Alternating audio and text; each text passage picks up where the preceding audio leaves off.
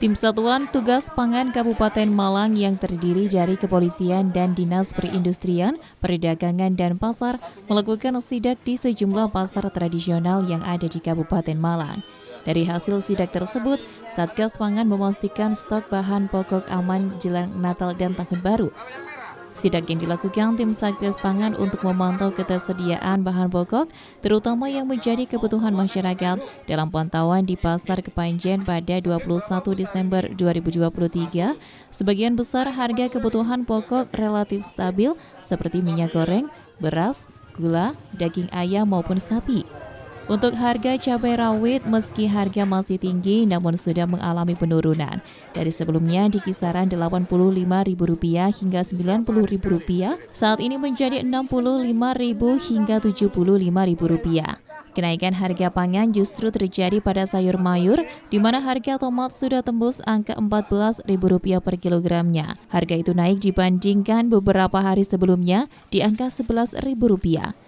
Kenaikan berikutnya terjadi pada sayur kol yang mencapai Rp9.000 dari harga sebelumnya yakni Rp6.000. Bawang merah lokal dari Rp28.000 menjadi Rp32.000 per kilogramnya. Bawang putih sebelumnya Rp30.000 menjadi Rp32.000 per kilogramnya. Kita sudah koordinasi dengan Disperindak, kemudian ada beberapa kepala pasar Pakai Saji, Donomulyo, kemudian Sumber Pucung, dan kita cek sendiri di Pasar Kepanjen. Untuk saat ini kita melakukan pengecekan terhadap harga bahan pokok menjelang tahun baru, kemudian terkait dengan Natal. Alhamdulillah untuk hasil pengecekan ini rata-rata harga sembako turun daripada minggu lalu. Ya, hal ini yang paling pokok adalah harga cabai yang minggu lalu itu sudah mencapai 85, 90, 95. Ya, hari ini tadi di angka kisaran 65 sampai 70. Sehingga turun di kurang lebih sebesar Rp20.000. Kemudian harga beras itu masih stabil dengan stok yang tadi kita lihat 11 bulog, SP2AP juga banyak.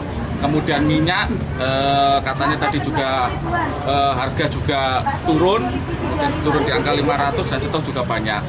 Nah, kemudian dari harga-harga daging, telur ya kan masih juga standar.